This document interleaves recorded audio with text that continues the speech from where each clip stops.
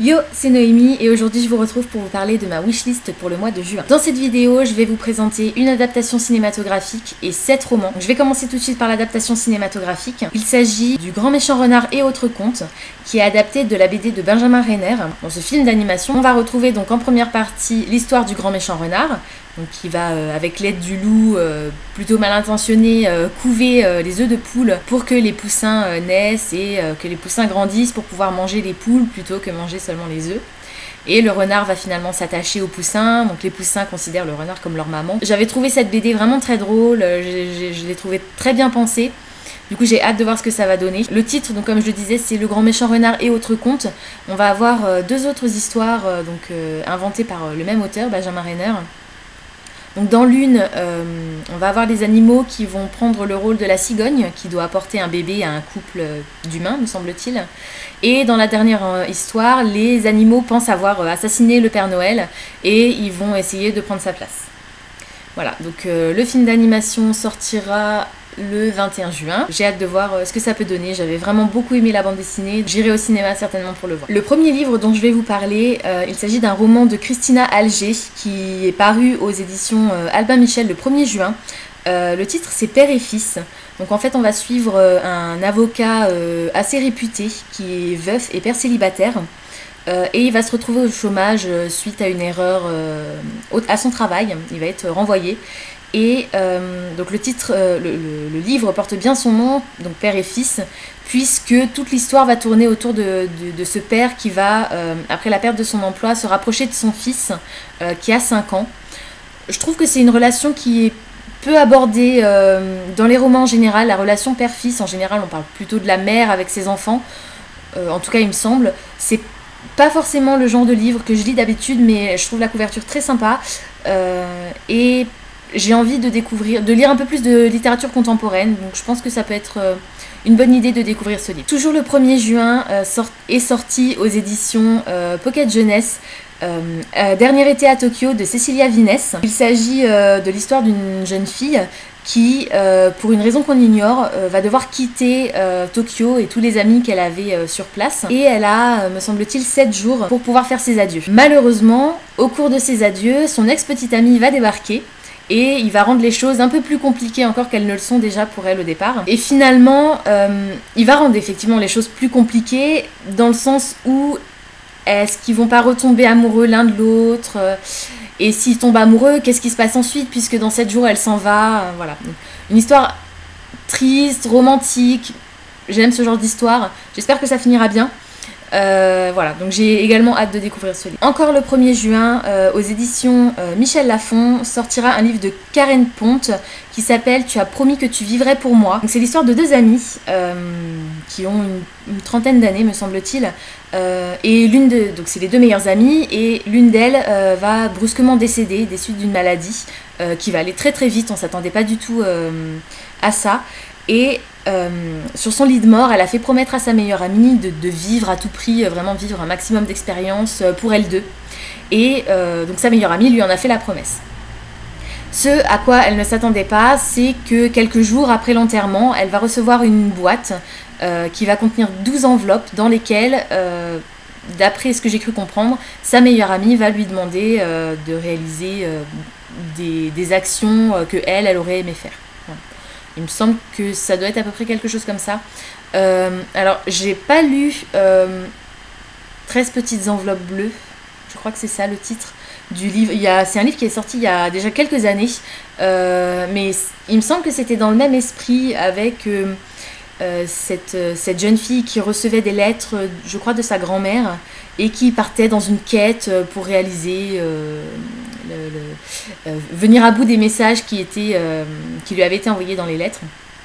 Donc là ça va être un peu le même genre il semble, sachant que ça va remettre tout en question. En fait dans 13 petites enveloppes bleues, c'est une jeune fille qui part dans cette quête, donc elle n'a pas vraiment encore de fondation dans sa vie, elle n'a pas de travail, elle n'a pas de mari, alors que là la meilleure amie donc de la personne qui est décédée est déjà mariée, a une carrière, et du coup ça va remettre tout en question. J'ai également très hâte de découvrir cette histoire, je pense qu'il va y avoir beaucoup d'émotions Et toute cette quête pour faire plaisir à la meilleure amie qui est décédée, je pense que tout au long du bouquin, il y aura vraiment, vraiment beaucoup d'émotions et que la fin, enfin j'espère que la fin sera vraiment à la hauteur de ce que j'en attends. Le 7 juin, aux éditions du Chat Noir, il va sortir une anthologie qui s'appelle Bal masqué.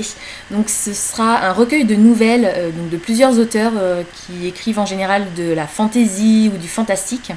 Et toutes les nouvelles vont tourner autour donc d'un bal masqué. Comment on cache ses sentiments, le vrai du faux, la séduction romantique contre le désir vraiment charnel, ce genre de choses. Le thème du bal masqué m'interpelle beaucoup. Et j'aime aussi tout ce qui est fantastique, fantasy. Il me semble qu'il y a une des auteurs dont j'avais déjà lu quelques nouvelles, Mélanie Fazi. Donc j'ai vraiment hâte, en plus la couverture est sublime, donc j'ai vraiment hâte de découvrir cette anthologie. Le 7 juin est sorti le premier tome de la nouvelle série de Jennifer L. Armentrout qui s'appelle Huis clos, à huis clos, pardon. Et en fait, donc c'est l'histoire d'un jeune homme et d'une jeune femme qui sont amis depuis leur plus tendre enfance. Depuis l'école maternelle, depuis le bac à sable, et cette amitié s'est transformée au fil du temps en amour. Donc lui est fou d'elle et elle est folle de lui, mais il y a une différence de milieu, de classe sociale, on va dire. Lui, il pense qu'il n'est pas assez bien pour elle parce que elle a été élevée un peu dans la bourgeoisie. Et elle le voit seulement, c'est son meilleur ami, mais elle le voit comme un homme à femme parce que voilà, il a beaucoup de conquêtes, etc. Et lui, il a beaucoup de conquêtes parce qu'il sait que la seule personne qu'il veut est inaccessible. Sauf qu'ils vont se retrouver coincés dans une tempête, en pleine montagne, dans un chalet. Ils vont se retrouver tous les deux. Et la question c'est, est-ce qu'ils vont, en étant seuls tous les deux, pouvoir se dévoiler leurs sentiments? Et est-ce qu'il n'y aurait pas quelque chose ou quelqu'un qui les aurait suivis jusqu'au chalet et qui pourrait faire se transformer cette potentielle histoire d'amour en drame? Voilà. C'est un peu le synopsis du roman. Du coup, j'ai hâte de savoir ce que ça donne. Cette aura de mystère, de ne pas savoir ce qui va leur arriver, qu'est-ce qui les a suivis. Ça me fait un peu penser d'ailleurs à Esprit d'hiver de Laura Kazich. Pareil, il y a quelque chose dans ce bouquin, une aura de mystère, quelque chose qui les a suivis. Enfin, j'avais adoré ce roman. Du coup là, normalement ce serait plus de la romance vraiment que du thriller psychologique, mais je pense qu'il y aura quand même un aspect suspense que j'ai vraiment hâte de découvrir. Toujours le 7 juin est sorti aux éditions Actes Sud un livre de Hiro Arikawa qui s'appelle Mémoires d'un chat, Les Mémoires d'un chat. Il s'agit en fait d'un roman entièrement du point de vue de l'animal, donc qui s'appelle Nana. En fait, son maître va devoir s'en séparer pour une raison que je ne connais pas, peut-être un déménagement, ou d'ailleurs très probablement un déménagement. Donc il va se rendre chez tous ses amis au Japon pour essayer de trouver une nouvelle famille pour son chat. Mais le chat ne l'entend pas de cette oreille, lui il veut rester avec son maître, donc il va faire tout ce qui est en son pouvoir pour que son maître le garde à ses côtés. Voilà. J'adore les chats, je pense que ça peut être très très amusant d'avoir le point de vue de l'animal. Et puis c'est mignon. Les humains ont tendance tellement à s'attacher aux animaux, les animaux de compagnie, c'est presque un membre de la famille.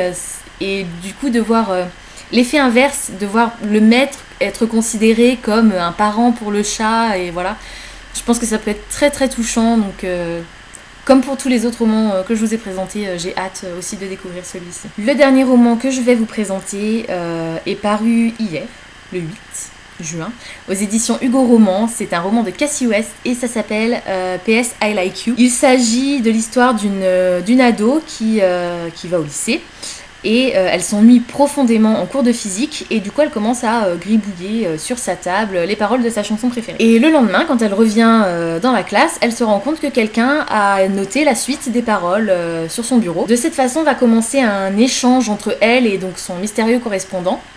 Et au fil du temps, donc aidée de sa meilleure amie, elle va découvrir qu'il s'agit d'un garçon, et à partir du moment où elle a découvert qu'il s'agissait d'un garçon, elle va tomber amoureuse de l'idée de cet échange avec ce personnage. Sauf que le jour où elle va découvrir qui lui écrit réellement, tous ses sentiments, tout ce qu'elle pensait, tout ça va être complètement bouleversé et elle va devoir choisir entre plus ou moins sa raison et son cœur. Moi j'adore ce genre d'histoire, cet échange, on sait pas avec qui on discute, mais c'est l'amour fou, enfin vraiment on est totalement complémentaires et du jour où on le rencontre, oui mais bon...